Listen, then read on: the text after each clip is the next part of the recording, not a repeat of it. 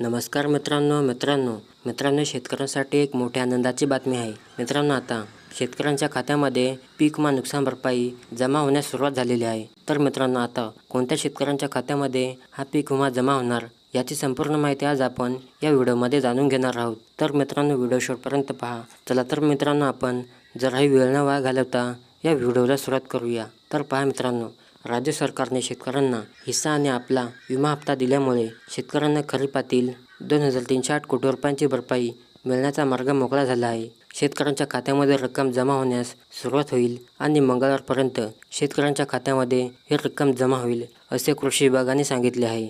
तर पहा मित्रांनो, या 9 जिल्ह्यामध्ये पीक विमा वाटप सुरू. तर पहा, धाराशिव, अकोला, नाशिक, कोल्हापूर, वर्धा, सोलापूर, सातारा, सांगली आणि परभणी या 9 जिल्ह्यातील शेतकऱ्यांच्या बँक खात्यामध्ये आजपासून पीक विमा रक्कम जमा होण्यास सुरुवात होणार आहे.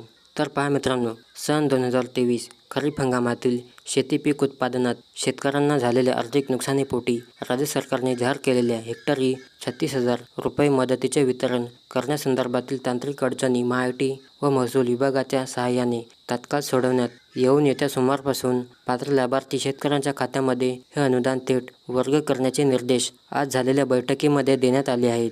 राज्यातील वेगवेगळ्या जिल्ह्यामधील शेतकऱ्यांना वेगवेगळ्या ट्रिगरमधून भरपाई मंजूर झाली आहे.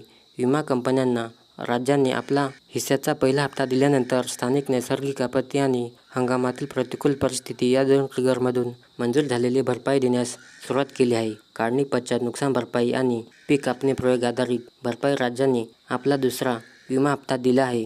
तरी लवकरच शेतकऱ्यांच्या खात्यामध्ये विमा रक्कम जमा होईल. हिंगोली जिल्ह्यात काढणी पश्चात नुकसान भरपाई आणि पीक कापणी प्रयोगावर आधारित भरपाई काढण्याचे काम सुरू आहे. त्याची माहिती अद्याप उपलब्ध झालेली नाही. या दोन्ही ट्रिगरमधून मिळणारी भरपाई राज्य सरकारने आपल्या हिस्साचा दुसरा विमा हप्ता दिल्यानंतर खात्यामध्ये जमा केली जाईल, असे कृषी विभागाने स्पष्ट केले आहे.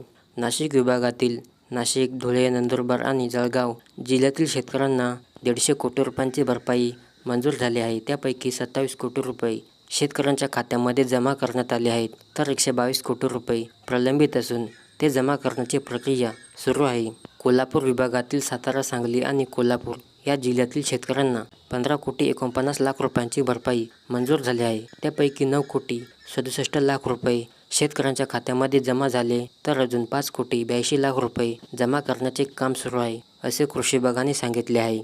तर मित्रांनो, शेतकऱ्यांच्या खात्यामध्ये ही रक्कम जमा झाली असून शेतकऱ्यांसाठी मोठी आनंदाची बातमी आहे. मित्रांनो, व्हिडिओला लाईक करा आणि चॅनलला सबस्क्राईब करा.